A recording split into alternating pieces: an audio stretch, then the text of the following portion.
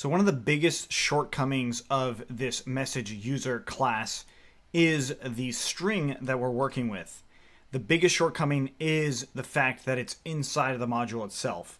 It's not working with an external file, or at least a file outside of the module that pretty much anybody who speaks English can change. We want to adjust that. So in order for us to do that, we have to create a new Python module and actually set up our template stuff. So I'm going to go ahead and create this new module, and I'm going to put it into my Hungry Pi. So Hungry Pi folder. Inside of here, this is where I'm going to put it, and I'm going to call it templates.py. So templates.py is just going to be a very basic Python module that is going to, first of all, accept a path to a template, which we'll see in a second. And then it's going to check whether or not that path exists. And then if it does exist, then we are going to have a function that will render context inside of that template. Now, if you've worked with Django before, or when you work with Django, you will see how valuable this can be when it's a full-on engine. But what we see right here and what we'll do here is the basics of building a template that is fairly easy and straightforward to change. But before we jump into this module itself, let's actually go back into the Hungry Pi folder or directory, and let's create a new folder in here, and I'm going to call this templates. And inside of templates, I'm going to make a new one called, inside of templates, we're not going to make a new folder.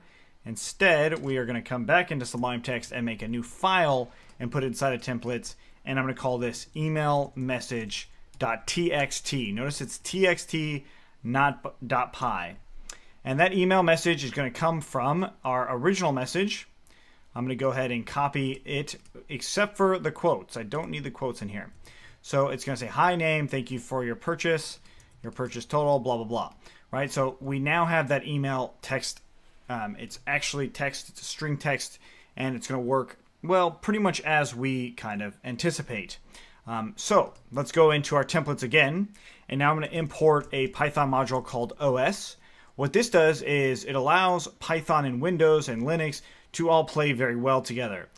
So OS is operating system, and basically the Mac path is something like this. This is kind of a Mac Linux path, so file.txt, where a Windows path is something more like this. Hi, this is a file. So those are the two different kinds of paths. I'm going to put it into a note here just so you guys can see it. And this it could cause a little bit of an issue if we were just working with those raw paths themselves. That is, there's a function called open, and yes, I could definitely use this path to open something, right, if it existed. So this file right here, or this built-in Python function called open, will actually open a file, and if we just did .read, it will actually read it. But the problem here is this function will fail on a Mac, and vice versa. If I use the Mac version and paste that in, that will fail on a Windows. So neither one of those things do we actually want to do. Let's just put those in there for reference. So instead, what we want to do is use something called ospath.join. And what this will do is it will take whatever path we put in there and make it like system agnostic. So it works on either system just fine. Okay, so this is the method we're going to be using. So I'm going to go ahead and do a few things here. And I'm going to define get template path, and we're going to call it path. And we want to get the text path, or the file path, equaling to ospath.join, and then it's going to be os.get cwd parentheses comma path. I'll explain this stuff in just a second, and then we'll return our file path. Okay, so this function right here is taking a path in as an argument, and then we use the ospath.join method to take the get current working directory and the path of whatever that is. So this is just going to give us a path to something. So let's just do an arbitrary path or an arbitrary file. I'll say file underscore equals to this is a file.txt, And now I'll use that get template path method with that file path. Okay, so these file paths, you might be wondering what the heck is a file path and why do I care about it? So if I go back into Finder and go to this email message and go to the information for it, I see where it says where. It says Macintosh HD, users, CFE, desktop, Hungry Pi, templates, right? So that's the actual path to where this file is stored on the hard drive. So that's what these paths are for. It's finding where they're stored on the hard drive so then Python can open it, open and read it. That's really all we're doing right here is figuring out those paths. Now right now, this file does not actually exist. This is not a valid path, but I'm not going to worry about that yet. Instead, I'm just going to see what happens from this function call. So I'm going to go ahead and copy everything here. And I'm still in Python 3, but let's go ahead and just do it again. Paste this in, and what I get when I do get template path of this file, I get this is a file.txt. So it went to get current working directory and path, and then it combined those two things. So what's os.get current working directory? It gives us that. So this path should actually combine these two things. So let's try that one more time with get template path of the file. And we are getting not the full path, so that's not exactly what we want. So let's get rid of this first slash here. And instead, I'm just going to keep it as that. I'm going to go ahead and copy this, paste it in, and now we're getting that entire path. So notice that slash actually made a difference to how the path was coming out. It's now saying it's going to come from the desktop. It's looking for this file in particular. Now, of course, this file doesn't actually exist. So there's another way to check if it exists. And we can say if not ospath.isFile of this file path, we can raise our own exception by just writing out raise exception, capitalize E there, of course, and then whatever we want to say. This is not a valid template path. Okay, so let's try that again. I'm going to go ahead and copy this and paste it in here, and we get that exception. So it actually raised an exception like what we've seen with other things. So this is how we make our own exceptions. We could customize this stuff, but it's not something I want to worry about right now. It's more of the fact that we said this is not a valid template path. Of course, we could write the path in there, but this is just a string that you can come through and substitute with. Okay, so now let's actually find a place for this to live where it is a valid path. Well, it just so happens that email underscore message.txt is a valid path. So let's go ahead and jump into that templates again. And what the path would be relative to templates.py is templates and then email message. So let's look at this again. And I'll type out this file now as templates /email underscore message.txt. So what's going on here? Inside of relative to where the templates.py file is, the template folder is right up. That's where that comes from. And then finally the txt file. So let's save it.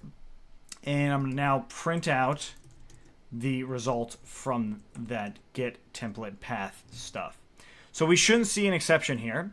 But now how do we actually run this templates.py file? All we've been doing so far is copying and pasting this. So if I actually jump into my terminal and exit out of here, and I'm going to change into the Hungry Pi folder. If I list that out, I see now I got templates.py and templates.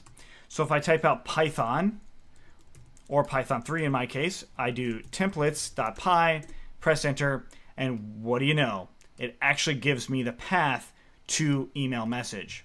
Now, of course, if I change this to email message 2, hit saved, and press up again, press enter, and now gives me that exception. Great. So it's now saying what's invalid about this. So since we aren't sure about that, let's go ahead and add in the path that's being passed with some quick old string substitution there. Okay, so we try that one more time, and now it's giving us the actual path that's invalid. Okay, this is good. So now from here, what we can do is we're only validating the path, right? So we're getting the actual path. We're not getting what's inside of this message. So I'm going to go ahead and get rid of that too. And now what I'm going to do is make another method or another function called define get template. So this time it's still going to take in the path, but now what it's going to do, instead of just returning the path, it's going to open it and read it for us. So we're going to say the opened message, or the message, is going to be something, right? So first of all, we'll do file path equals to get template path of the path. And this right here is the same argument that's coming through. And then what we're going to do is we're going to return open, and there's going to be file path dot read. So this is how you open a file right here, and this read will actually read it for us. So it actually is able to manipulate it instead of just opening it. I'm sure, of course, there's a lot more to it than just that, but that's essentially what we want. We want to open it, and then we want to look at it. And this is what is doing that specifically. And then finally, so now that we have this, let's go ahead and run this. I'm going to do get template now instead of get template path of that same file. I'm going to save it, and I'm going to go ahead and run it again. And now what we see is, hey, check that out. We've got our context actually coming through. So I say change it to hello and save it. Press up, enter, and now it says hello. Awesome. We're really, really close now. All we have to do is figure out how to change what's coming on here. Well, if you remember back to string substitution, we can actually say template text equals to that, and then we can do dot format, and I can say name equals to Justin. And then let's just print out that template text. And I'm going to press up, press enter. I get this now key error of date. Now that's because of this, right? So date is it's trying to render it, but it's not. So I'll just say date equals to ABC, and the last one I believe is total. We're just going to put total equals to none. Save that, try that again, and now what we've got in here is it's actually changing the context just as we see fit. Cool, so that's doing a lot for us. But this is a mess, right? So we could do one more thing, and that is rendering context, and we can define render underscore context, and it's going to take in the template string this time and some context dictionary, and then we're going to return the template string dot format, and we're going to use star star context. We'll explain that in a second. So now let's actually set up our context down here. I'm going to go ahead and get rid of this template text again. And now what I want to do is context equals to a dictionary, and we'll say name is Justin. And then we're going to return, and then we just want to print out render context, and now it's saying template string, so we still need to get the template. So I'll say the template equals to get template of that file path, so file underscore. So we've got our file path, we've got our template, and our context, so render context of template, and then context. All right, so this right here, the star star, is saying format the string based on a dictionary. If you don't have that star star and pass a dictionary, errors will happen.